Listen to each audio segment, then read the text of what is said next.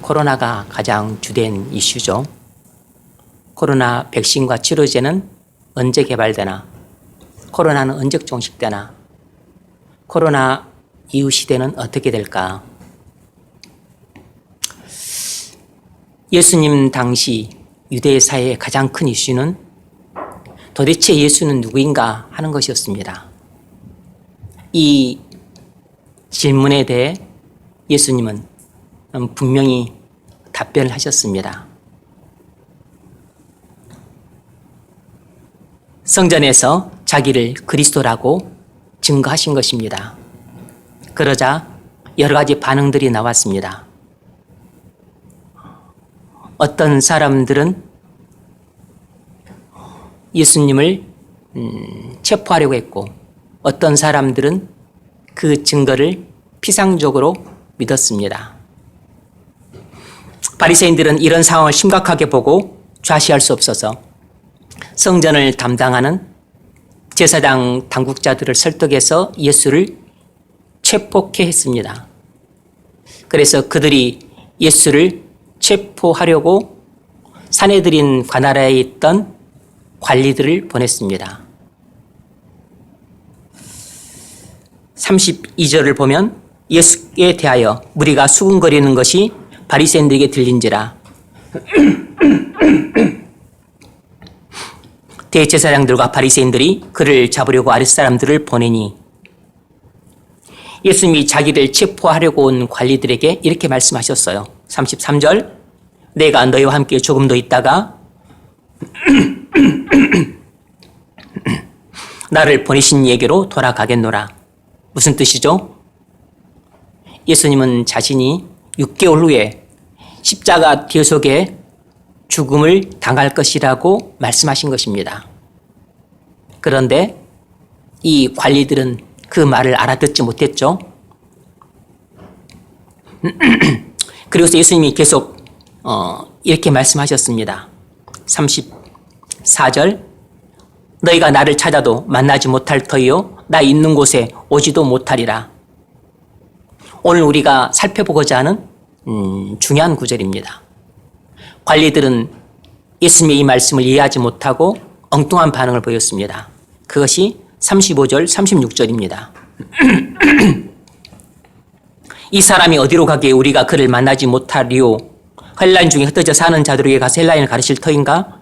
나를 찾아도 만나지 못할 터여 나 있는 곳에 오지도 못하리라 한 이 말이 무슨 말이냐 하니라.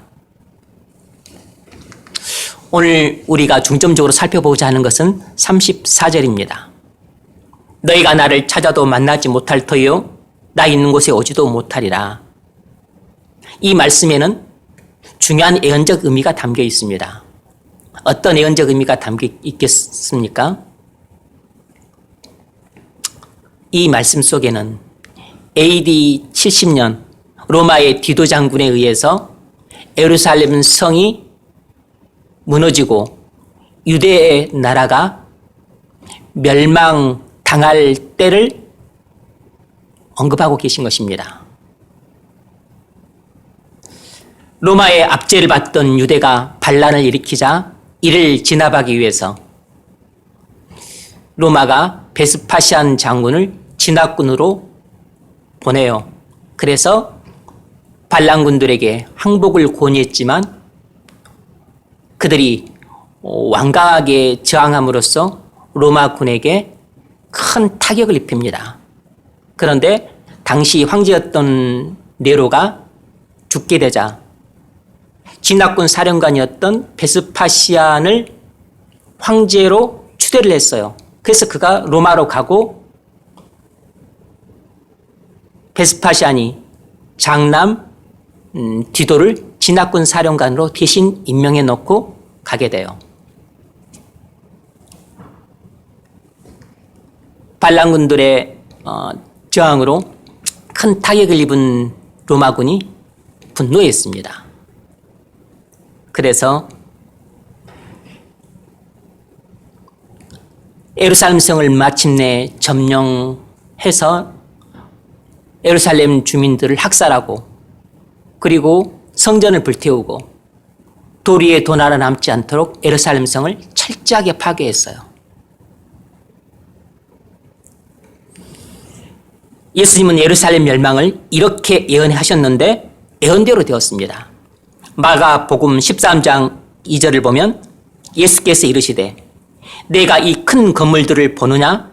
성전 건물을 말하는 것이에요. 헤롯 성전. 돌 하나도 돌 위에 남지 않고 다 무너뜨려지리라 하시니라. 예수님 말씀대로 AD 70년에 로마군에 의해서 헤롯 성전은 철저하게 파괴되었습니다. 지금 예루살렘에 가면 통곡의 벽이라고 있는데 그것이 헤롯 성전 서쪽 성벽 일부가 남아 있어요. 그래서 예루살렘 유대인들은 아직도 거기에 가서 통곡의 벽에 머리를 기대고 기도를 해요.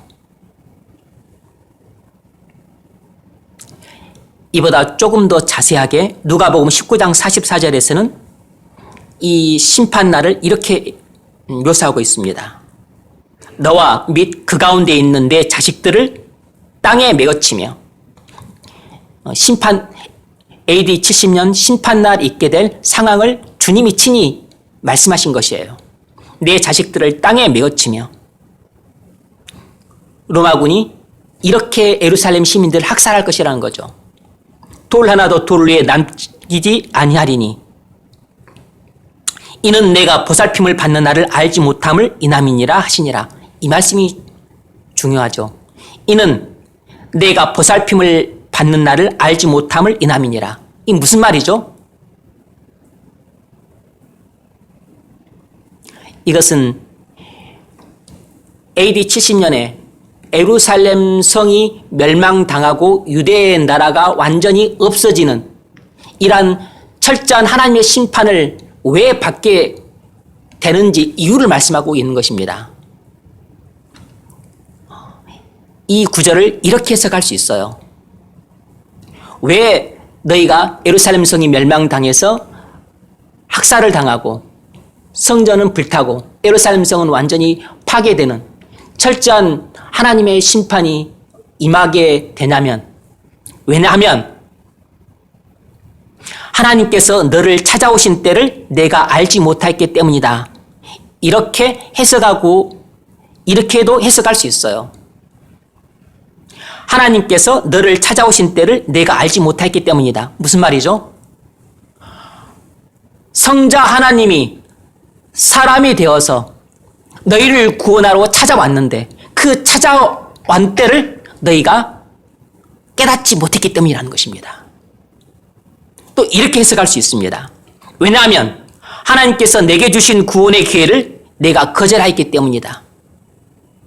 이것은 현대 번역이 성경이 이렇게 번역을 하고 있어요. 왜냐하면 하나님께서 내게 주신 구원의 기회를 내가 거절하였기 때문이다.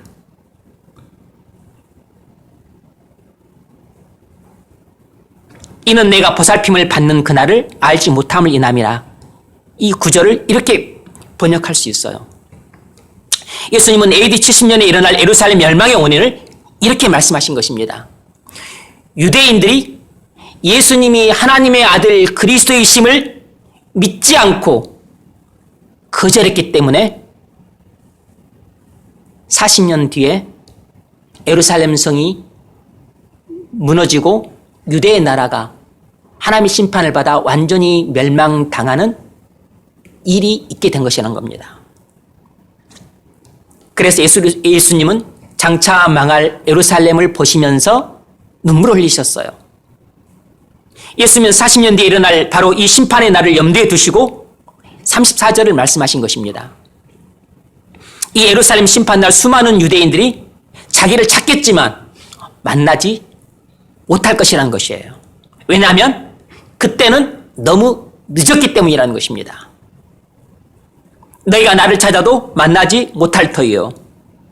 예루살렘이 최후로 포위를 받아서 멸망 직전에 있을 때 많은 사람들이 후회를 하며 예수님을 찾겠지만 만나지 못할 것이라는 것입니다. 왜냐하면 그때는 예수님을 만나기는 너무 늦어버렸기 때문에. 너희가 나를 찾아도 만나지 못할 터이요. 그래서 결국 유대인들은 자기 나라를 완전히 빼앗겼기 때문에 더 이상 그곳에 살 수 없어서 피눈물을 흘리며 유대를 떠나 세계 각지로 뿔뿔이 흩어져야만 했습니다. 그리고서 1948년에 2차 대전 후에 겨우 팔레스타인에 자기 땅을 조금 마련했어요. 그러니까 1900년 가까이 그들은 유랑을 한 것입니다. 이렇게 된 것은 유대인들이 범죄하여 하나님의 심판을 받았기 때문이에요. 당시 유대인들이 무슨 범죄를 했죠? 하나님이 보내신 독생자 예수를 그리스도로 믿지 않고 오히려 십자가에 못 박아 죽인 극악무도한 죄를 범한 것입니다. BC 6세기에 남유다가 예루살렘이 멸망당한 후 가나안 땅에서 쫓겨나 바벨론으로 끌려갔습니다. 똑같이 AD 70년에 예루살렘 성이 멸망당한 후 유대인들이 가나안 땅에서 쫓겨나 세계 각지로 뿔뿔이 흩어졌습니다. 다시 말해서 바벨론 같은 세상으로 끌려가게 된 것이에요. 왜 이런 일이 일어났죠?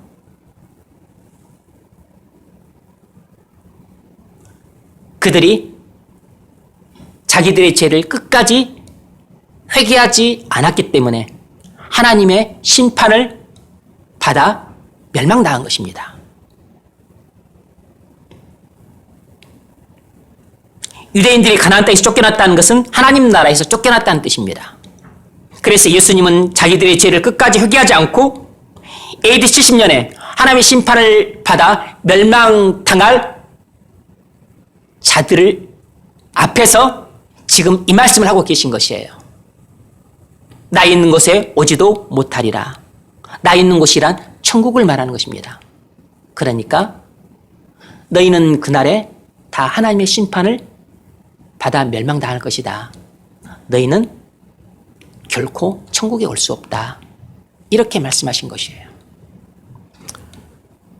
우린 이 34절을 통해서 한 가지 중요한 진리를 깨달을 수 있습니다. 그게 무엇이겠습니까? 구원의 기회를 놓친 사람들은 천국에 갈 수 없다는 것입니다. 바로 지금 예수님 앞에 있는 이 관리들, 그리고 예수님이 전하신 복음을 여러 차례 들었던 바리새인 서기관 대제사장들, 그리고 예루살렘 시민들, 그리고 수많은 유대인들, 그들은 대부분 구원의 기회를 가졌던 사람들입니다. 그러나 그들은 구원의 기회를 다 놓쳐버렸어요. 그래서 천국에 들어갈 수 없게 된 것입니다. 예수님은 온 세상의 구주로 유대 땅에 오셔서 지금까지 2년 6개월간 복음을 전하셨습니다. 자기가 하나님의 아들로서 성경에 약속된 때로 죄인들을 구원하러 오신 그리스도라고 계시하셨습니다. 그 증거로서 치유와 축기와 기적을 베푸셨어요. 지금도 예수님은 아버지 집인 성전에서 자기를 하나님의 아들 그리스도라고 증거하고 계십니다. 28절, 29절 예수께서 성전에서 가르치시며 외쳐 이르시되 큰 소리로 혹시 못 들을까 봐 말씀하시죠. 내가 스스로 온 것이 아니라 나를 보내신 이는 참되시니 너희는 그를 알지 못하나 나는 아노니 이는 내가 그에서 났고 나를 보내셨음이니라. 예수님은 지금도 성전에서 자기를 하나님의 아들 그리스도라고 증거하고 계세요. 이것이 언제 어디서나 예수님이 전하신 주된 메시지였습니다. 그러나 사람들이 이 기쁜 소식을 믿지 않았습니다. 어느 누구도 예수 그리스도를 믿음으로 구원의 문으로 들어가려고 하지 않았습니다. 대부분의 사람들은 예수님의 전하신 복음을 헛소리라고 간주하고 그리고 사람을 미혹하는 사기꾼으로 매도하고서 체포하려고 했습니다. 또 상당수는 예수님을 정치적인 메시아로만 받아들였습니다. 바리새인들은 예수님을 아예 잡아서 죽이려고 했습니다. 이런 상황에서 예수님이 이 말씀을 하신 것이에요. 너희가 나를 찾아도 만나지 못할 터이요 나 있는 곳에 오지 못하리라. 무슨 뜻이죠?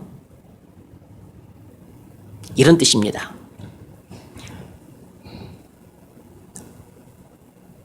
너희가 나를 믿지 않았던 것을 몹시 슬퍼하면서 나를 간절히 찾는 날이 올 것이다.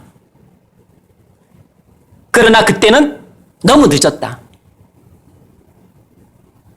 너희가 올 수 있었던 때는 이미 지나버려서 결코 나를 만나지 못할 것이다. 이런 뜻으로 말씀하신 것이에요. 그러니까 예수님은 구원의 때를 놓친 사람은 절대로 천국에 들어갈 수 없다고 말씀하신 것입니다. 이것은 바로 역사적으로 성취된 예언이에요. 유대인들은 예수님이 그들 앞에 구원의 문을 활짝 열어놨을 때는 비웃으면서 완강히 거부하다가 구원의 문이 닫힌 후에는 들어가려고 예수님을 애타게 찾고 찾았지만 만나지 못했습니다. 구원의 때를 놓친 사람들은 전부 지옥에 갔습니다. 여러분, 세상에 있는 사람들은 거의 대부분 일평생 자기 죄를 깨닫지 못한 채 살다가 죽습니다. 그나마 교회를 다닌 사람들 가운데 자기 죄를 깨닫는 사람들이 있어요. 그런데 교회를 다니는 사람들 가운데서도 많은 사람들이 너무 늦게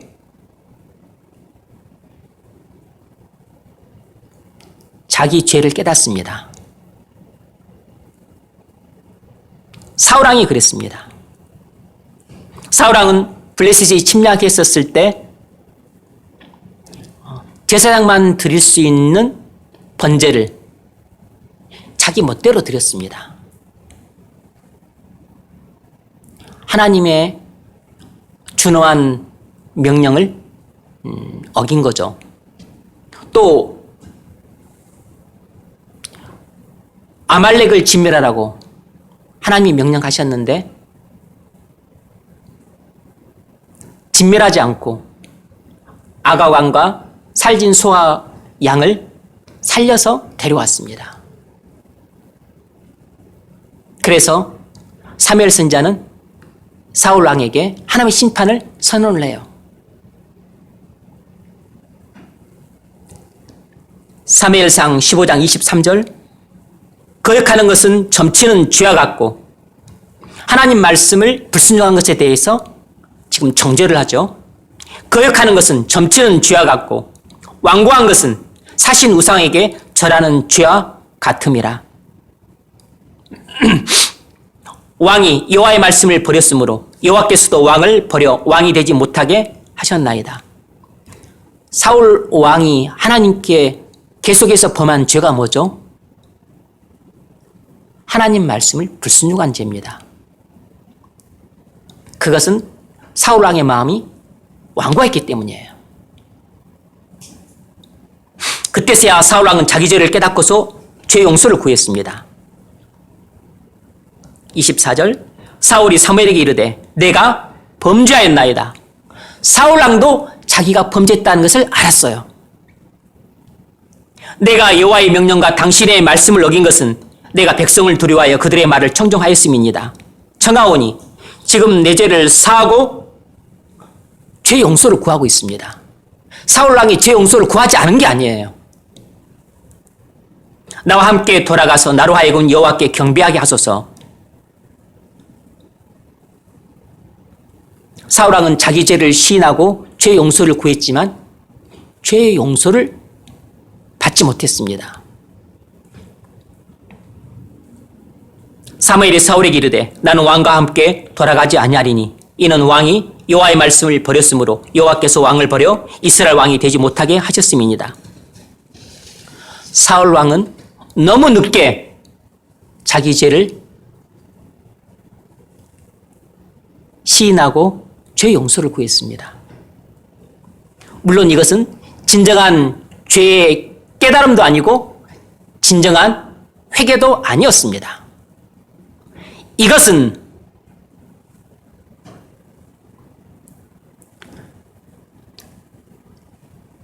자기가 하나님께로부터 버림받았다는 두려움과 그리고 자기가 왕의 자리에서 쫓겨났다는 슬픔 때문에 단순히 자기 죄를 시인하고 후회한 것에 불과했습니다.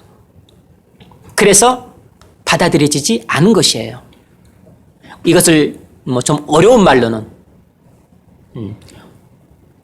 복음적 애통이 아니라 율법적 애통이라 이렇게 불러요.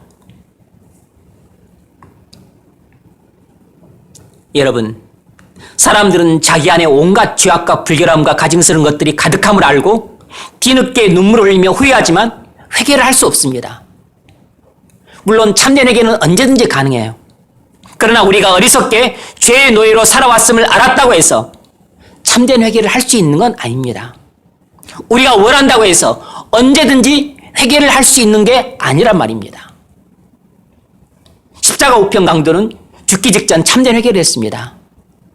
이것은 하나님께서 은혜를 주시면 임종 직전이라도 회개할 수 있다는 것을 보여주는 것이지, 우리가 원하기만 하면 언제든지 회개할 수 있다는 것을 보여주는 것이 아니에요. 오해하시면 안 됩니다. 그런데 많은 사람들이 이 본문을 착각을 해요.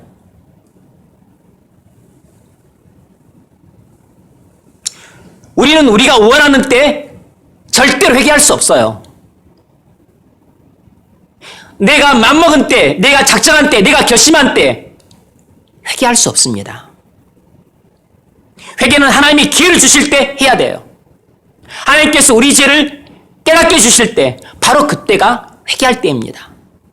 이때를 놓치면 영영 회개할 기회를 놓칠지도 몰라요. 사울왕이 회개하고자 해도 회개할 수 없었던 것처럼 우리 인생에도 회개하고자 해도 회개할 수 없을 때가 올 것입니다. 사울왕은 회개 때를 놓쳤습니다. 그래서 죄사함 받을 수 없었어요. 여러분은 회개 때를 놓치지 마십시오. 회개 때를 놓치면 죄사함 받을 수 없습니다. 회개의 기회가 주어졌을 때 잡으십시오. 회개의 기회가 주어졌을 때 잡는 사람만이 회개할 수 있는 것입니다. 반드시 회개의 기회를 잡고 회개하셔야 됩니다. 그래야만 여러분의 죄 때문에 하나님이 심판하셔서 받을 멸망에서 건진받아 구원받을 수 있어요. 사울왕과 비슷한 실수를 한 사람이 가룟 유다입니다. 가룟 유다는 예수님을 은 30냥에 팔았다가 나중에 스스로 깨우쳤습니다. 그 받은 돈을 대제사장에 돌려주면서 내가 무지한 피를 팔고 죄를 범하였도다, 이렇게 자기 죄를 시인했어요. 시인했습니다. 그런데 나중에 스스로 목매어 죽었습니다. 가룟 유다는 자기 죄를 깨닫고 회개한 것이 아니라 인간적으로 깊은 죄책감에 시달리다가 견딜 수 없어서 극단적인 선택을 한 것이에요. 유다는 예수님과 함께 3년간 동고동락하면서 말씀을 듣고 배웠기에 자기 죄를 깨닫고 회개할 기회가 수도 없이 많았습니다. 그러나 유다는 그 모든 좋은 기회를 다 놓쳤습니다. 그는 자기 죄를 깨달을 수 있는 좋은 기회들을 다 놓쳤습니다. 회개하고 예수 그리스도를 믿어서 구원받을 수 있는 그 좋은 기회들을 다 놓쳤어요. 지옥에서 돌이켜서 천국에 들어갈 수 있는 기회가 그에게 수도 없이 많이 주어졌었는데 그 좋은 수많은 기회들을 다 놓쳤습니다. 여러분, 복음을 듣지 못한 사람들은 어리석은 사람이라기보다는 불쌍한 사람들이에요. 진짜 어리석은 사람들은 복음을 수도 없이 듣고서도 자기 죄를 깨달을 기회들을 다 놓치고 회개하고 천국에 들어갈 수 있는 기회들을 다 놓친 사람들이에요. 오늘날 교회는 예배도 넘치고 말씀도 넘치고 기도도 넘치고 행사도 넘치고 교인도 넘치지만 복음은 정말 듣기 어렵습니다. 여러분이 진리를 배울 기회들을 얻고 복음을 들을 기회들을 얻었다면 자기 죄를 깨달을 기회들을 놓치지 마십시오. 회개하고 예수 그리스도를 믿어서 천국에 들어갈 기회를 놓치지 마십시오. 누가 압니까? 오늘이 자기 죄를 깨닫고 회개할 수 있는 마지막 기회일지. 그러므로 자기 죄를 깨달을 기회가 주어졌을 때 잡으십시오. 회개할 기회가 주어졌을 때 잡으셔야 됩니다. 제가 해림교회에서 지역을 담당하면서 경험했던 일입니다. 구역장 권사님 남편 되시는 집사님이 간암 말기 진단을 받았습니다. 대상포진인 줄 알고 한참 치료했는데 안 낫는 것입니다. 나중에 알고 보니 간암 말기여서 큰 수술을 했습니다. 수술 후에 댁을 방문해서 신방 예배를 드리면 진지하게 말씀을 듣고 예배를 드렸습니다. 그러나 그 전에는 신방 가면 조용히 방문 닫고 들어가 버리셨습니다. 집에 계셔도 예배 참석 안 하셨어요. 교회 바로 옆에 살면서 주일 오전 예배만 겨우 드렸지 다른 예배는 전혀 안 드렸습니다. 위독하다고 해서 중환자실로 가서 마지막이 될지도 몰라서 복음을 전했습니다. 하나님이 천지 만물을 창조하시고 그리고 온 세상을 주관하시고 심판하시는 분이심을 믿으세요? 네.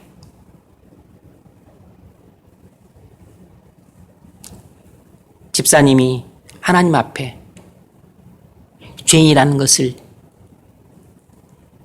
믿으십니까? 네. 예수님이 집사님의 모든 죄를 지고 십자가에서 달려 피 흘려 죽으셨음을 믿으세요? 믿습니다. 네. 그러면 집사님은 이제 모든 죄를 사함받고 의롭다함 받아서 이제 하나님의 자녀가 되었습니다.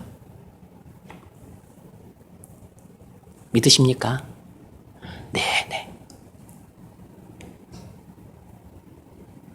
얼마나 절박한 심정으로 대답을 하는지 몰라요.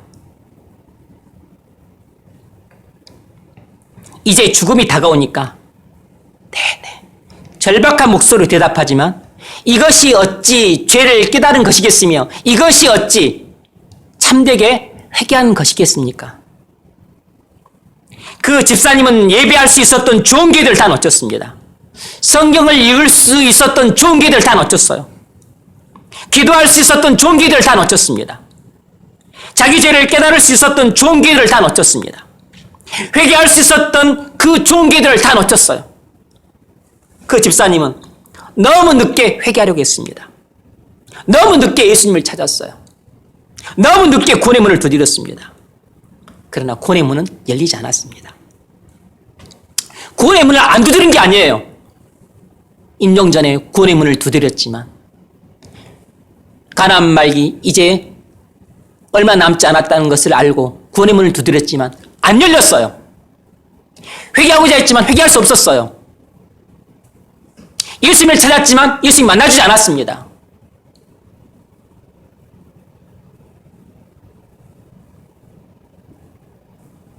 하나님을 애타게 불렀지만 응답이 없었어요. 회개할 기회가 주어졌을 때 회개했었어야죠. 죄를 깨달을 기회가 주어졌을 때 죄를 깨달았어야죠. 건강했었을 때 예배했었어야죠.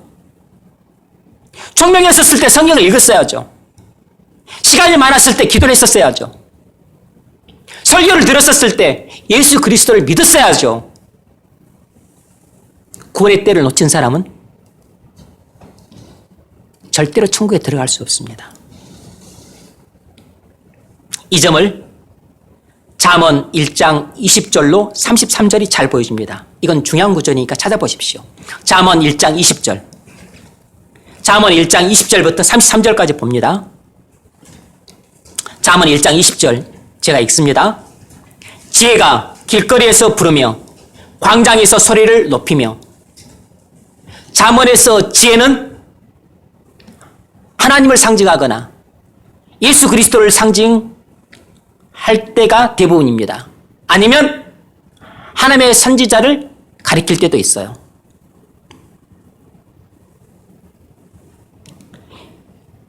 지혜가 길거리에서 부르며 광장에서 소리를 높이며 시끄러운 길목에서 소리를 지르며 성문 어귀의 성중에서 그 소리를 발하 이르되 너희 어리석은 자들은 어리석음을 좋아하며 거만한 자들은 거만을 기뻐하며 미련한 자들은 지식을 미워하니 어느 때까지 하겠느냐. 나의 책망을 듣고 돌이키라. 이 말은 하나님 말씀을 듣고 죄를 깨닫고 회개하라는 것입니다. 하나님께서 우리를 향해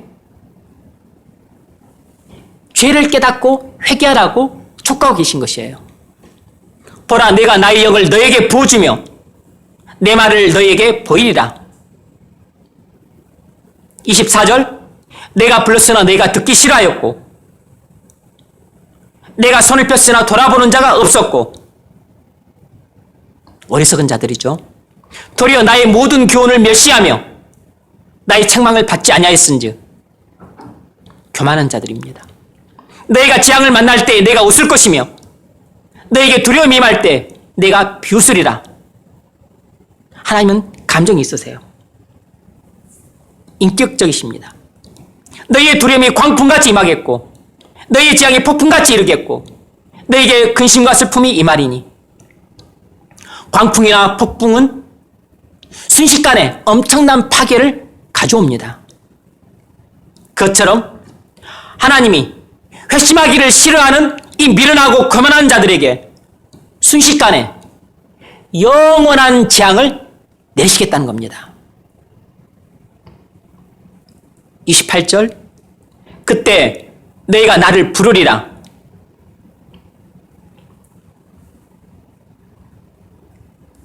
그때가 언제죠?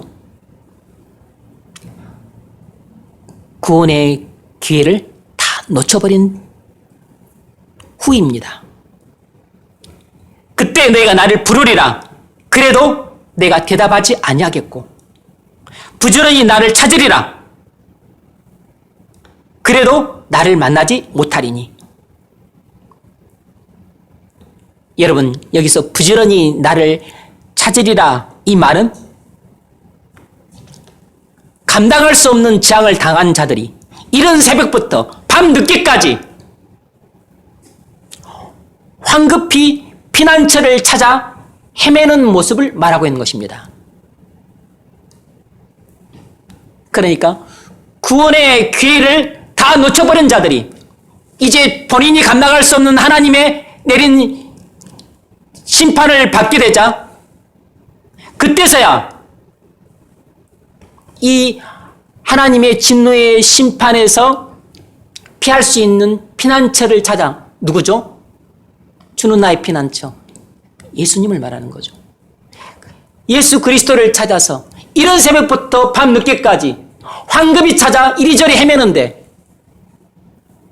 만나지 못한다는 것입니다. 왜죠? 너무 늦은 것이에요. 자기 죄를 깨달을 기회를 놓친 것입니다. 회개할 기회를 놓친 것이에요. 왜 놓쳤을까요? 그 이유를 29절 30절에 설명합니다. 대저 너희가 지식을 미워하며 하나님을 아는 지식을 미워했다는 것이에요. 이런 사람들은 설교를 귀담아 듣지 않죠. 예배를 진중하게 드리지 않습니다. 이런 사람은 성경을 통해서 하나님께서 자기에게 말씀하시는 음성을 듣는데 귀를 기울이지 않아요. 여호와 경외하기를 즐거워하지 않으며 하나님을 사랑하지 않습니다. 나의 교훈을 받지 아니하고 나의 책망을 없인 여겼습니다. 전부 뭐죠? 전부 하나님 말씀을 싫어하는 것이에요. 그러니까 설교 듣기도 싫어하지, 성경 읽기도 싫어하지, 기도하면서 하나님의 말씀 듣기도 싫어하지, 예배를 통해서 하나님을 찬송하고 그리고 만나고 하나님의 말씀에 굴복하고 순종하고 참고 기다리고 그런 거 하기 싫어한다는 것입니다. 이것이 회심하지 않은 자들이 자기 죄를 깨닫지 못하고 그리고 회개할 기회를 놓친 이유예요. 여러분이 아직 회심하지 않았다면 바로 여러분이 지금 이런 상태에 있는 사람들을 아셔야 됩니다. 여러분이 아직 회심하지 않았다면 여러분은 이 잠언 1장 29절 30절에 속한 사람들이에요. 그래서 여러분이 아직까지 자기 죄를 깨닫지 못하고 회개하고 있지 못한 것입니다. 31절 그러므로 자기 행위의 열매를 먹으며 자기 꾀에 배부리라. 어리석은 자의 퇴보는 자기를 죽이며 미련한 자의 안일은 자기를 멸망시키려니와 자기 죄를 깨닫고 회개할 기회를 놓친 사람의 비참한 결말을 말합니다. 뭐죠? 천국에 들어가지 못하고 영원한 지옥에 들어간다는 것입니다. 33절 오직 내 말을 듣는 자는 평안히 살며 재앙의 두려움이 없이 안전하리라. 믿음으로 구원받은 성도는 그리스도 안에서 영원히 안전할 것이라는 겁니다. 여러분, 하나님은 분명히 자비와 긍휼이 풍성하신 분 맞습니다. 하지만 무한하신 분이라고는 말하지 않았어요. 풍성한 것과 무한한 것은 다른 것입니다. 시편 103편 9절을 보면 여호와는 긍휼이 많으시고 은혜로우시며 노하기를 더디하시고 인자하심이 풍부하시도다 이렇게 말하고 있어요. 무한하시다 이렇게 말하지 않았습니다. 그러므로 하나님의 자비하심에는 한계가 있습니다. 하나님은 자비의 때가 끝나면 그 다음부터는 진노의 때가 시작이 되는 것입니다. 하나님은 진노하실 수 있기 때문에 우리가 회개를 촉구하는 말씀을 들은 채 만취하고 죄의 수렁에 빠져서 회개할 마지막 기회를 놓치는 것을 그냥 내버려 두기도 하세요. 사람들은 너무 늦게 구원의 문을 두드리는 경우들이 많습니다. 안타깝지만 이런 경우에도 구원의 문은 열리지 않습니다. 여러분, 구원의 문은 두드린다고 열리는 게 아니에요. 여러분이 두드리고 있을 때, 여러분이 쉬지 않고 두드리고 있을 때, 여러분이 참고 기다리면서 계속해서 두드리고 있을 때 하나님이 정하신 때가 되면 그때 열립니다. 어떤 사람은 좀 더 빨리 정했고 어떤 사람은 좀 더 늦게 정한 것이에요. 여러분이 구원의 문을 두드리지만 열리지 않았다면 그것은 하나님이 정하신 때가 아직 도래하지 않았기 때문입니다. 하나님의 약속을 믿고 참고 기다림으로 계속 두드리셔야 됩니다. 구원의 문은 열렸을 때 들어가는 것이지 한 번 닫힌 후에는 두 번 다시 열리지 않습니다. 예서의 경우를 보십시오. 예서는 장자로서 아버지 이삭으로부터 하나님의 복을 기업으로 받을 특권을 갖고 있었습니다. 그러나 그가 동생 야곱에게 떡과 팥죽 한 그릇에 장자의 명분을 팔아버리는 망령적 짓을 범했어요. 왜 그랬죠? 이 예서는 장자의 명분을 별것 아닌 것으로 생각했기 때문입니다. 예수가 장자의 명분을 경홀히 여김이었더라. 떡과 팥죽은 이 땅에서의 복을 가리키고 장자의 명분은 저 하늘의 복을 상징하는 말입니다.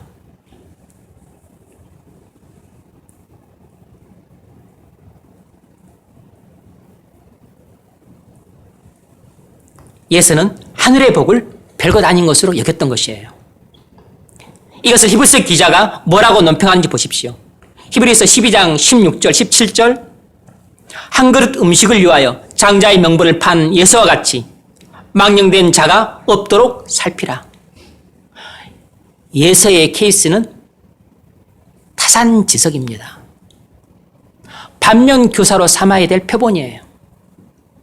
한 그릇 음식을 위하여 장자의 명분을 팔았다는 말은 천국에 들어가는 복을 받는 대신 이 땅에서 행복하게 사는 복을 원했다는 것입니다. 이것이 바로 예서예요. 그런데 문제는 오늘날도 교회 안에 예서 같은 사람들이 넘쳐난다는 것입니다. 지금도 자기 눈을 즐겁게 하기 위해 천국 문으로 인도하는 성경의 길을 포기하는 사람들이 있습니다. 예서 같은 사람들이에요. 자기 입을 즐겁게 하기 위해서 구원의 문을 두드리는 기도할 기회를 놓치는 사람들이 있어요. 예서 같은 사람들입니다. 자기 배를 배부리게 하기 위해서 자기 영혼의 배를 만족시킬 절호의 기회들을 너무나 많이 놓칩니다. 예서 같은 사람들입니다. 우리가 예서처럼 욕망의 노예가 되어 살면 죄를 깨달을 기회를 놓치게 되고 회개할 기회를 놓치게 되고 구원받을 기회도 놓치게 됩니다. 히브리서 12장 17절 너희가 아는 바와 같이 그가 그 후에 축복을 이어받으려고 눈물을 흘리며 구하되 버림바가 되어 회개할 기회를 얻지 못하였느니라. 통절한 말씀이죠. 예수도 나중에 천국에 들어가는 복이 좋은 줄 알아서 천국에 들어가는 복을 얻고자 했지만 얻지 못했습니다. 그때는 이미 늦었어요. 그가 후에 축복을 받으려고 눈물 흘리며 구하되 버림바 되어서 회개할 기회를 얻지 못합니다.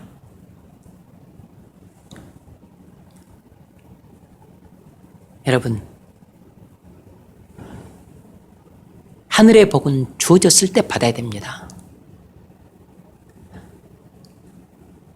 이것보다 이 땅의 복을 우선해서 이 땅의 복을 차지하느라 하늘의 복을 뒷전을 미루게 되면 그 다음에는 하늘의 복 받는 것이 불가능해져요. 우리가 원하는 때 하늘의 복을 하나님이 주시는 게 아닙니다. 버림받아 회개할 기회를 얻지 못하였느니라. 여러분, 모든 일은 기회가 있습니다. 기회는 놓치면 두 번 다시 안 와요. 죄를 깨달을 수 있는 기회, 회개할 수 있는 기회, 구원받을 수 있는 기회 놓치면 다시 못 얻습니다. 목사님 무슨 말씀입니까? 인생이 80이고 100인데 지금 나이 30이고 40인데 최소한 못해도 또 10년 뒤, 20년 뒤에 다시 한번 오겠죠. 안 옵니다. 안 와요. 올 것 같죠? 안 옵니다.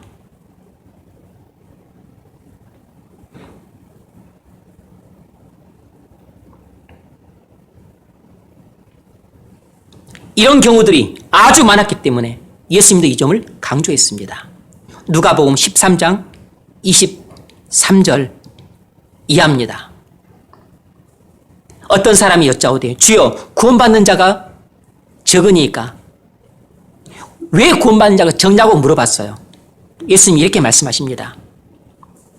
24절 좁은 문으로 들어가기를 힘쓰라. 들어가기를 구하여도 못 얻는 자가 많으리라. 뭔 말이죠? 좁은 문, 천국문을 말하는 거죠. 천국문, 구원의 문으로 들어가기 힘쓰라는 것입니다. 그런데 뭐라 그랬죠? 들어가기를 구해도 못 들어가는 자가 많다는 겁니다. 25절, 집주인이 일어나 문을 한 번 닫은 후에 너희가 밖에 있어서 문을 두드리며 주여 열어주소서 하면 그가 대답하여 이르되 나는 너희가 어디서 온 자인지 알지 못하노라.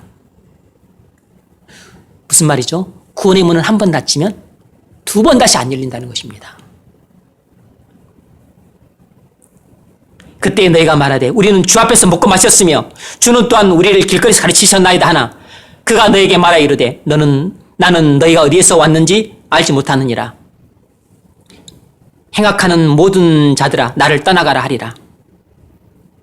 단순히 교회에 다닌다고 해서 구원받는 게 아니라는 거죠. 너희가 아브라함과 이삭과 야곱과 모든 선지자는 하나님 나라에 있고 오직 너희는 밖에 쫓겨난 것을 볼 때 거기서 슬피 울며 이를 갈리라.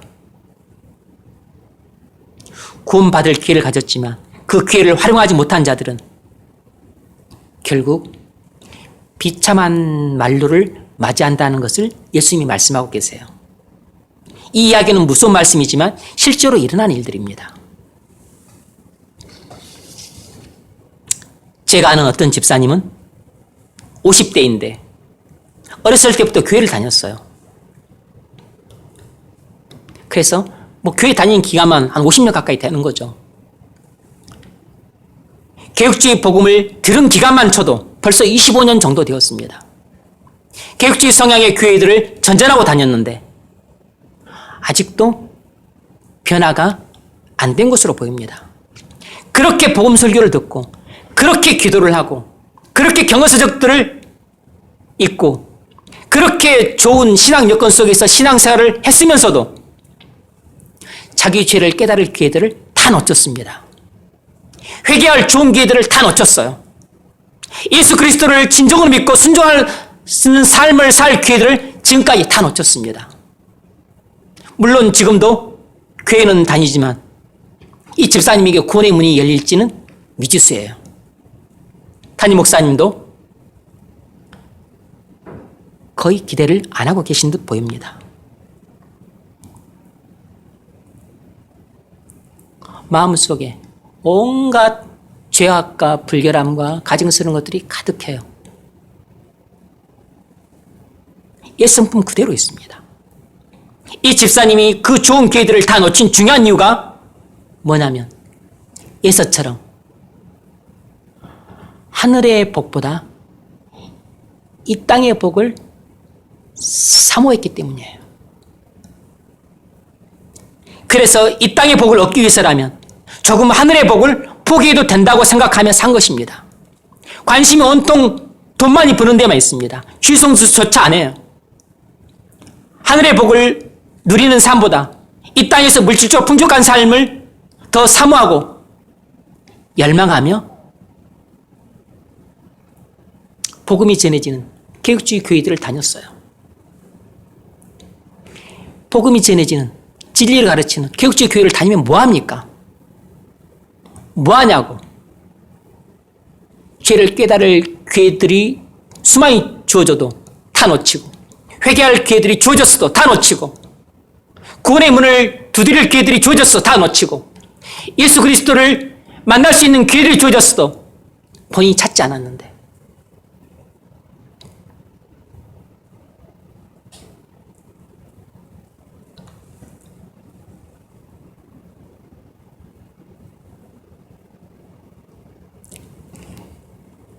문제는 벌써 나이가 50대인데 자기 죄를 깨달을 수 있는 기회가 다시 올지 모르겠어요. 하나님이 회개할 기회를 주실지 모르겠습니다. 구원의 문이 열릴지 장담할 수가 없습니다. 50대면 목사님 80까지 사는데요. 그건 뭐 보장이 없는 거죠. 80까지 살고 100까지 살면 뭐합니까? 지금 10년과 30대 10년과 70, 80대 10년이 똑같은 게 아니에요.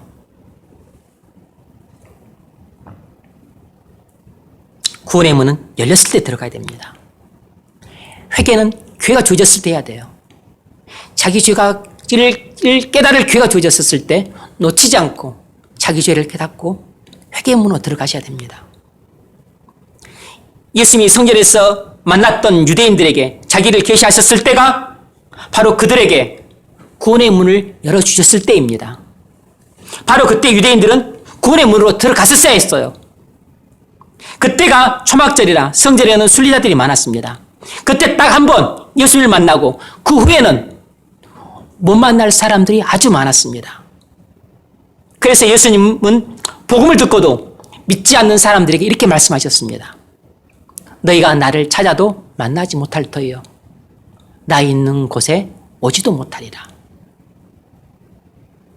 예수님이 성전에서 그렇게 크게 소리쳐서 자기가 하나님 아들이요 성경에 약속된 그리스도라고 증거하셨음에도 불구하고 모든 사람들이 귀를 막고 듣지 않았습니다. 구원의 문을 활짝 열어주셨지만 아무도 들어오지 않았어요. 자기 죄를 깨닫고 회개할 기회를 주셨지만 아무도 붙잡지 않았습니다. 그래서 AD 70년에 그들이 다 하나님의 심판을 받아 멸망당한 것입니다. 구원의 때를 놓친 사람들은 천국에 들어갈 수 없습니다.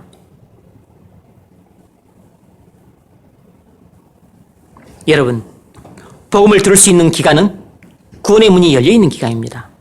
그러나 하나님은 어떤 사람의 마음을 에서처럼 강팍하게 해서 영원히 구원의 문이 닫히게 할 수 있습니다. 그러니까 지금 예배당에 앉아서 복음을 듣고 있고 진리를 배우고 있지만 하나님이 에서처럼 마음을 강팍하게 하시면 복음을 들어도 소용이 없어요. 자기 죄를 깨달을 수가 없고 회개할 수가 없는 것입니다. 복음을 듣지만 마음을 세상에 빼앗겨 천국의 관심을 잃게 만들 수 있습니다. 복음이 전해지는 교회를 다니면서 에서처럼 욕망의 노예가로 붙잡히면 세상의 풍족한 생활을 탐하면서 동시에 하늘의 은혜도 얻고자 하지만 하나님이 둘 다를 주지는 않으세요. 결코 하늘의 은혜는 얻을 수 없는 상태로 전락하게 됩니다. 교회 안에 있는 많은 사람들이 일당당장 발등에 불 꺼야 된다고 해서 이 세상의 복을 먼저 얻는데 집착하고 그리고 하늘의 복은 시간이 있으니까 좀 나중에 얻어도 된다고 그리고 조금 미루고 그리고 순서를 두 번째로 둡니다. 바로 에서가 그랬던 사람이에요. 이런 사람한테는 구원의 문이 닫히게 됩니다. 왜냐하면 구원의 문을 열어주었을 때 본인이 안 들어갔기 때문에.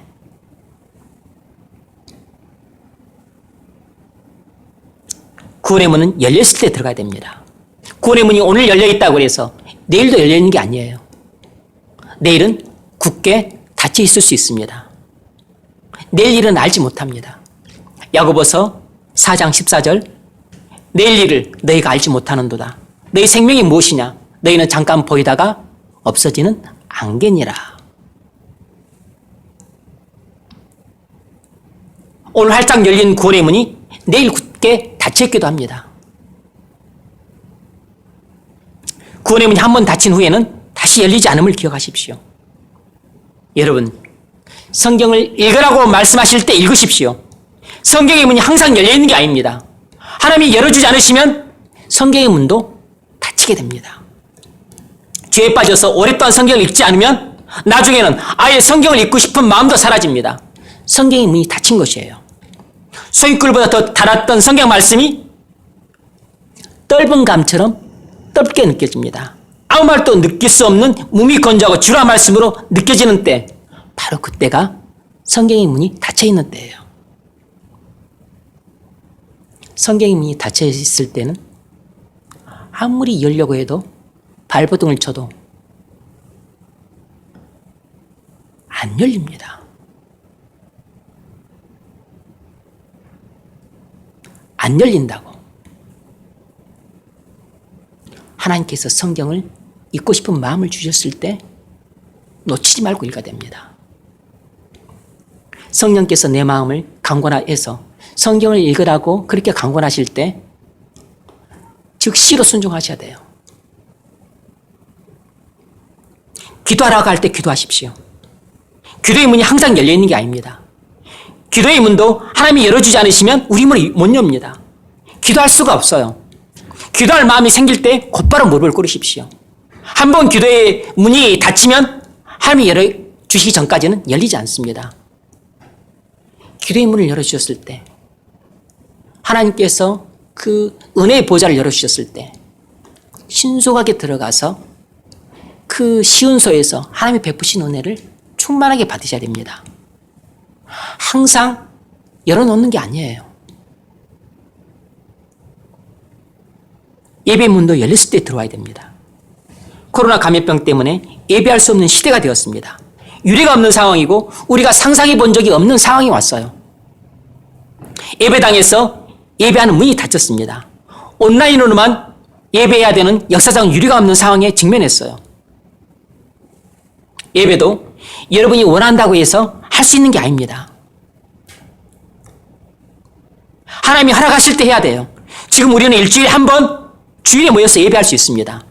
이 일주일에 한 번 있는 주일 예배 때 여러분이 하나님을 만난다면 여러분은 개인적으로 골방에서 성경 읽을 때 하나님을 만날 수 있습니다.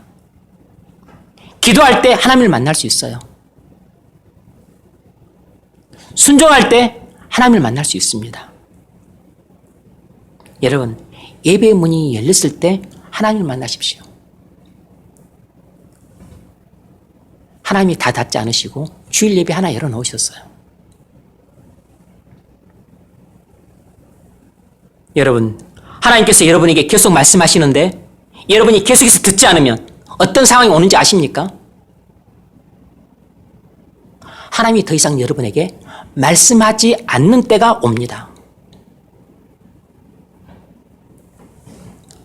하나님께서 말씀하실 때마다 의심하고 못 믿고 불순종하는 사람들에게 주시는 무서운 형벌이 무엇인지 아십니까? 하나님께서 자기를 믿지 않는 사람들에게 더 이상 말씀하지 않는 것입니다. 이것은 무서운 말이지만 사실이에요. 사울 왕에게 정확하게 그런 일이 일어났습니다. 사무엘상 13장과 15장을 보면 사울 왕이 하나님의 명령을 공식적으로 2번 불순종했습니다. 첫 번째 불순종은 앞서 말씀드렸던 것처럼 블레셋이 이스라엘을 침략했었을 때 제사장만 드려야 되는 번제를 망령되게 본인이 드림으로써 하나님의 명령을 공식적으로 불순종했습니다. 두 번째 불순종은 아말렉을 진멸하라고 했었을 때 진멸하지 않고 살려둠으로 하나님 명령을 거역했어요. 사울왕이 하나님의 준엄한 명령을 2번씩이나 고의로 불순종하자 하나님이 그를 영원히 버리셨습니다. 어떻게 되었죠? 블레셋이 또 이스라엘 침략했었을 때 사울왕이 하나님께 물었지만 하나님이 사울왕에게 대답하지 않았습니다. 사무엘상 28장에 그 이야기가 나와요. 사무엘상 28장 5절 이하를 보면 사울이 블레셋 사람들의 군대를 보고 두려워서 그의 마음이 크게 떨린지라 사울이 여호와께 묻자오되 물었어요. 하나님께 물었습니다. 그런데 하나님께서 여호와께서 꿈으로도 우림으로도 선지자로도 그에게 대답하지 아니하시므로 꿈, 우림, 선지자는 구약시대 하나님께서 자신의 뜻을 나타냈던 방편들입니다. 하나님이 어떤 것으로도 사울왕의 그 기도에 응답해 주지 않으신 것입니다.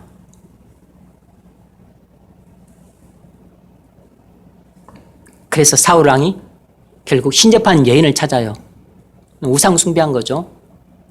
이제 갈 때까지 간 것입니다. 그래서 죽은 사무엘을 불러 올립니다. 왜 나를 성가시게 하느냐?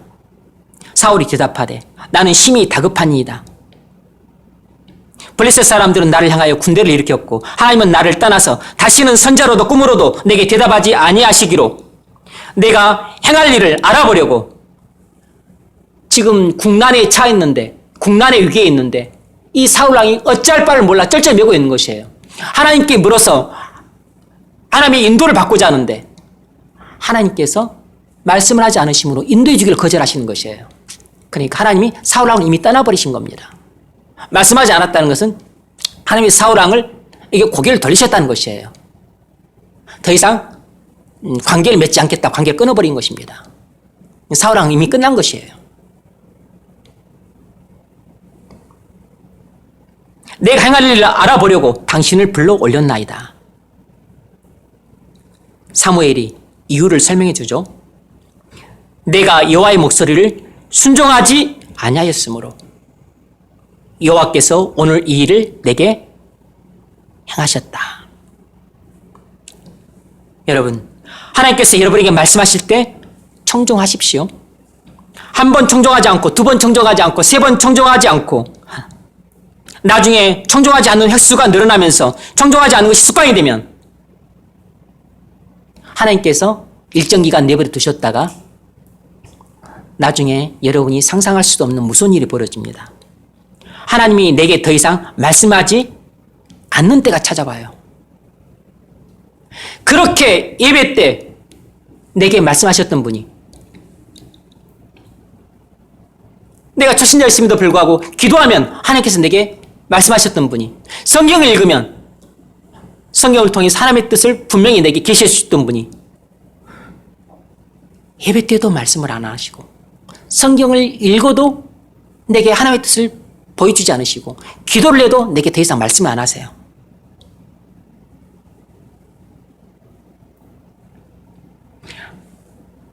하나님이 내게 말씀하실 때가 은혜의 때입니다. 반대로 하나님이 내게 더 이상 말씀하지 않으실 때는 은혜의 기갈의 때예요. 그건 하나님이 내게서 은혜를 걷어가 버리신 때입니다. 나는 살아도 죽은 것과 마찬가지인 상태예요. 하나님이 불순종한 내게 은혜를 걷어가 버리심으로 내게 은혜의 기근의 때를 주신 것입니다. 징계예요. 그런데 하나님이 내게 말씀하지 않으시면 그때부터 하나님께서는 내 말씀도 안 들으세요. 이 무서운 일이 동시에 일어나는 겁니다.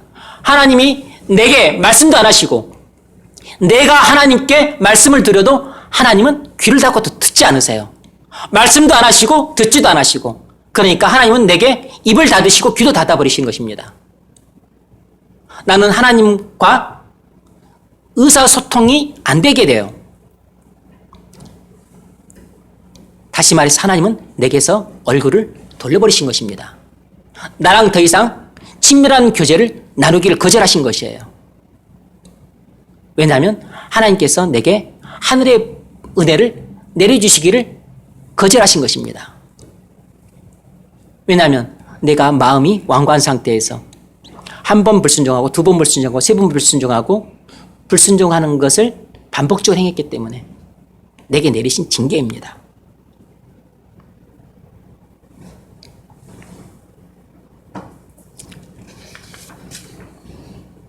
그래서 내가 말씀의 기갈을 겪게 돼요.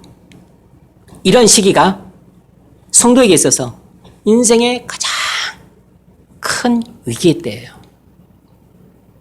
이때는 뭘 해도 즐겁지 않습니다. 인생의 행복이 통째로 날아가요. 먹어도 즐겁지 않고, 여행을 가도 즐겁지 않고, 차를 사도 즐겁지 않고, 심지어 애인을 사귀어도 즐겁지 않고, 결혼을 해도 즐겁지 않고, 집을 사도 즐겁지 않아요. 승진을 해도 즐겁지 않습니다. 왜냐하면 하나님이 내게 없잖아요.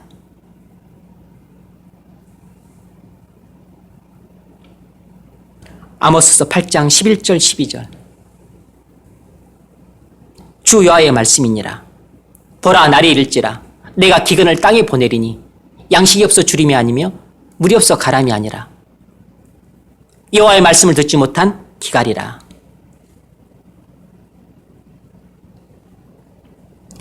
하나님이 자기 죄를 끝까지 회개하지 않고 계속해서 불순종과 악을 반복적으로 행하는 자들에게 하나님께서 최후의 영원한 심판을 하시기 전에 중도에 이런 징계를 내리세요. 말씀의 기근의 때를 보내십니다. 보라, 날이 이를지라. 양식이 없어 주림이 아니며 물이 없어 가람이 아니며 여호와의 말씀을 듣지 못한 기갈이라. 강단에서 복음을 못 듣는다는 게 아닙니다. 성경 공부를 안 한다는 게 아니에요. 책을 안 읽는다는 게 아닙니다. 복음이 전해지고 진리가 가르쳐지고 그리고 어디서 구할 수도 없는 좋은 경어서들을 읽어도 하나님이 내게 말씀의 기갈을 주시면 나는 하나님의 음성을 들을 수가 없어요. 왜냐하면 내 귀가 막혔기 때문에. 들을 귀가 없어요. 진리를 깨닫지 못합니다. 깨닫는 마음을 걷어가 버리셨기 때문에. 12절 사람이 이 바다에서 저 바다까지 북쪽에서 동쪽까지 비틀거리며 여호와의 말씀을 구하려고 돌아다녀도 얻지 못하리니. 영적인 기근의 때 하나님 말씀을 찾아서 돌아다니지 않는 게 아닙니다. 성경을 펴서 읽어요. 기도도 합니다. 예배도 다 드려요. 설교도 듣습니다.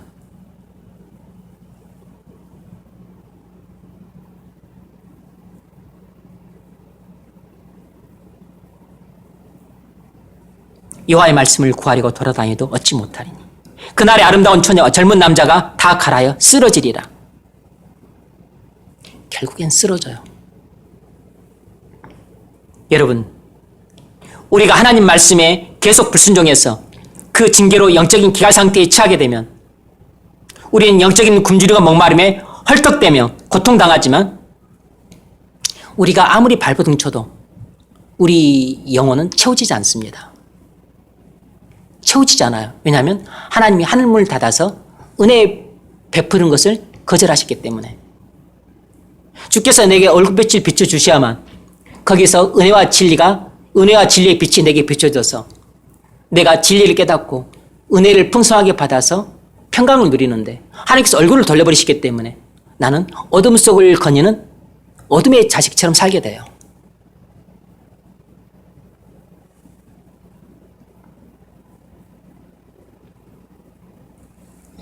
그러므로 하나님이 우리에게 말씀하셔서 순종의 기회가 왔을 때 놓치지 말고 순종하십시오. 한 번 순종하지 않고 두 번 순종하지 않고 세 번 순종하지 않아서 순종의 기회들을 놓치면 그 다음에는 하나님이 우리에게 말씀하지 않음으로써 아예 순종할 기회조차 버리는 날이 발생한다는 것을 아셔야 됩니다.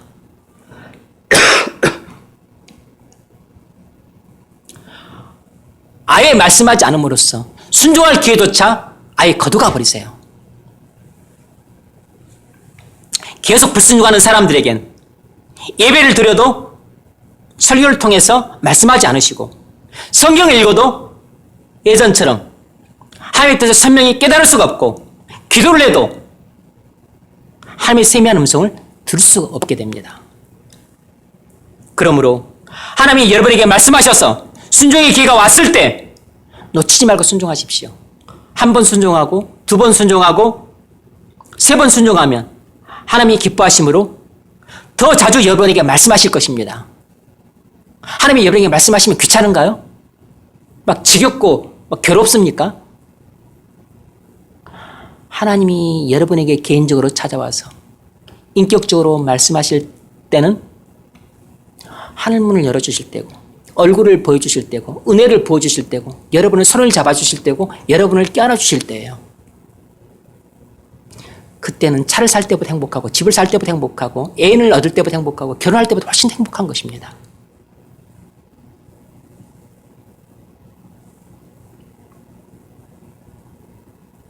예배 때마다 다른 사람들이 아니라 여러분에게만 말씀하실 겁니다.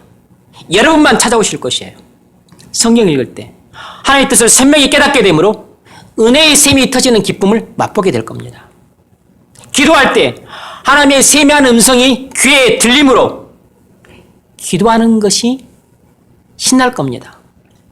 게다가 하나님께서 여러분의 기도를 세밀히 들어주실 것이에요. 그런 기쁨이 세상 어디에 있습니까?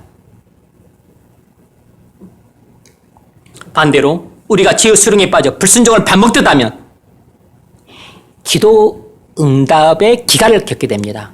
하나님이 내게도 말씀하지 않으시지만 내 말도 듣지 않으세요.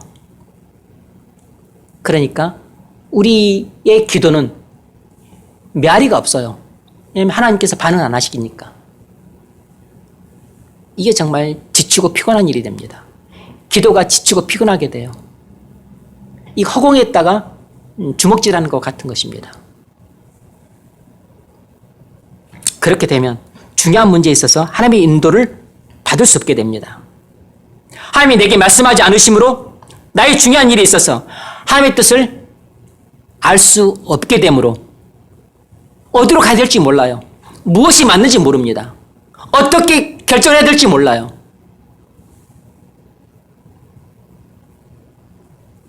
그래서 오락가락하는 경우가 자주 발생합니다.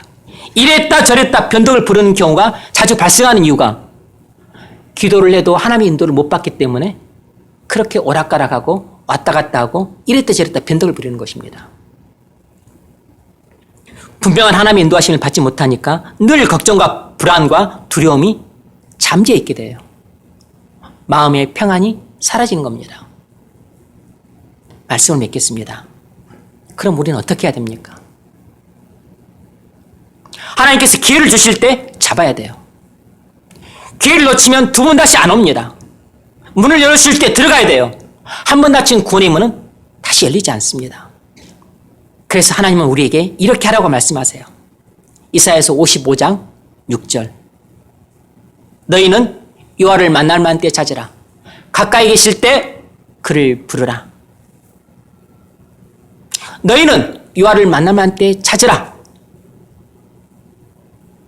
여호와를 만날 만한 때라는 것은 하나님께서 기회를 주실 때라는 뜻입니다. 가까이 계실 때라는 것도 하나님께서 기회를 주실 때라는 것이에요. 그러니까 하나님은 우리에게 은혜 받을 기회를 주실 때 은혜를 받으라는 것입니다. 자기 죄를 깨달을 기회를 주실 때 자기 죄를 깨달은 것입니다. 회개해야 할 기회를 주실 때 놓치지 말고 회개하라는 것이에요. 순종할 기회를 주셔서 하나님이 함께 하실 복을 주시려고 하실 때 그때 순종함으로써 하나님의 임재라고 하는 복을 받으라는 것입니다. 여러분, 자기 죄를 깨달을 기회를 주실 때 깨달으십시오. 지금 놓치면 다시 못 얻습니다. 회개할 기회를 주실 때 회개하십시오. 회개 기회는 주어졌을 때 잡아야 됩니다. 놓치면 평생 후회합니다. 예수 그리스도를 믿을 기회를 주실 때 믿으십시오. 평생에 한 번 주어지는 기회입니다. 순종할 기회를 주실 때 순종하십시오. 하나님께서 함께 하시는 복을 주실 절호의 기회입니다. 하나님의 임재의 복은 여러분 차보다 낫고 집보다 낫고 사람보다 낫습니다. 기회를 잡아서 순종하면 하나님께서 예배 때도 만나주시고 묵상 때도 만나주시고 기도 때도 만나주시고 여러분 걸어가는 길에도 동행을 하세요. 너희는 여호와를 만날 만한 때 찾으라. 가까이 계실 때 그를 부르라. 하나님이 기회를 주실 때 놓치지 말고 잡으십시오. 가까이 계실 때가 언제입니까? 바로 하나님이 지금 여러분에게 말씀하시는 지금입니다. 지금 하나님의 이름을 부르십시오. 지금이 자기 죄를 깨닫기에 가장 좋은 때입니다. 지금이 회개하고 죄에서 돌이키기에 가장 좋은 때예요. 지금이 구원받기에 가장 좋은 때입니다. 코로나 때문에 우린 신앙의 위기 가운데 있습니다. 우리가 그 어느 때보다도 연약한 상태에 있는 이때가 하나님의 강하심을 체험하기에 가장 좋은 때예요. 그러므로 지금이 예배를 통해 하나님을 만나기에 가장 좋은 때입니다. 이때를 놓치지 마십시오. 지금이 설교를 듣고 예수 그리스도를 영접하기에 가장 좋은 때예요. 이때를 놓치지 마십시오. 지금이 성경을 읽고 하나님의 세미한 음성을 듣기에 가장 좋은 때입니다. 이때를 놓치지 마십시오. 지금이 골방에서 무릎을 꿇고 기도하면서 자기 죄를 깨닫고 회개하기에 가장 좋은 때입니다. 이때를 놓치지 마세요. 지금이 우리 인생의 전환점이 되기에 딱 좋은 때입니다. 패배에서 승리로, 실패에서 성공으로, 침체에서 충만함으로, 우울함에서 유쾌함으로, 무능력함에서 능력 있는 자로 인생 전환하기에 딱 좋은 때예요. 코로나 때문에 침체와 우울함과 그리고 낙심 가운데